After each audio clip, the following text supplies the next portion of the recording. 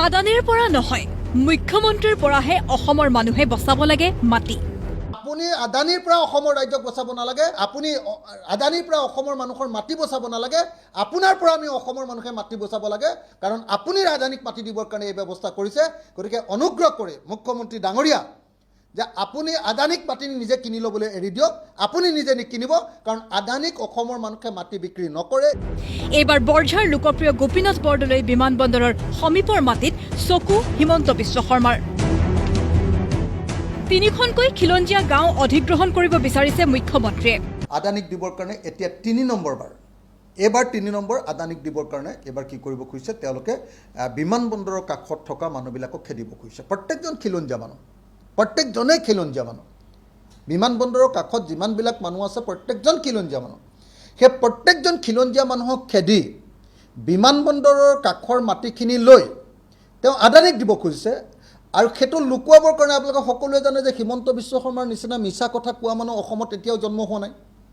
এতিয়া কথাটো লুকুৱাবৰ কাৰণে এতিয়া তেওঁ কৈছে যে আদানীক মানে দিবৰ কাৰণে নহয়, আদানীয়ে কিনি ল'ব, গতিকে তাৰ আগতেই চৰকাৰে কিনি ল'ব যাতে আদানীয়ে কিনিব নোৱাৰে। মুখ্যমন্ত্ৰীৰ মিথ্যাচাৰৰ বিৰুদ্ধে সৰব ৰাইজৰ দল। বিমানবন্দৰৰ বাবে ভূমি অধিগ্ৰহণৰ সন্দৰ্ভত মুখ্যমন্ত্ৰীয়ে কৰা শেহতীয়া মন্তব্যক লৈ সংবাদমেল ৰাইজৰ দলৰ। মিছা কথাৰ আশ্ৰয় লৈছে মুখ্যমন্ত্ৰীয়ে। ৰাইজৰ দলৰ অভিযোগ, ৩ দিনত ৩খন সংবাদমেল পাতি ৩টা বেলেগ বেলেগ কথা কৈছিল মুখ্যমন্ত্ৰীয়ে।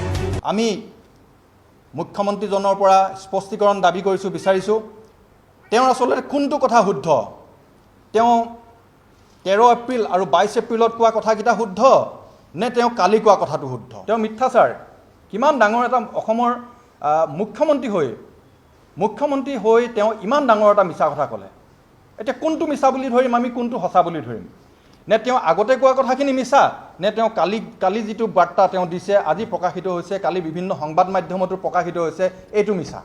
এতিয়া মিছা কোনটো, সঁচা কোনটো, এইটো আচলতে আমি একেবাৰে মানে অৱস্থা এটাত আছোঁ, ধূসৰ অৱস্থা এটাত আছোঁ।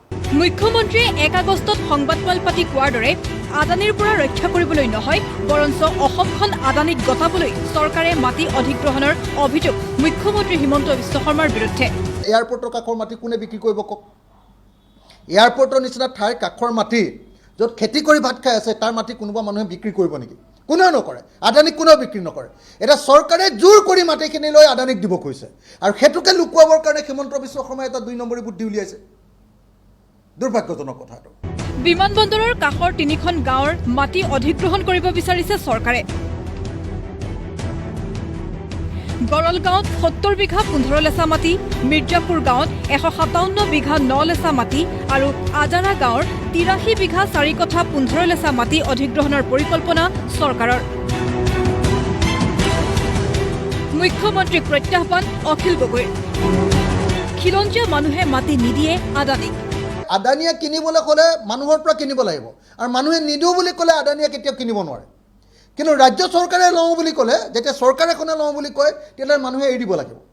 গতিকে মই মুখ্যমন্ত্ৰীক প্ৰত্যাহ্বান জনাই কৈছোঁ যে আপুনি ৰাজ্য চৰকাৰে সেই বিমানবন্দৰৰ কাষৰ মাটি ল'ব নালাগে।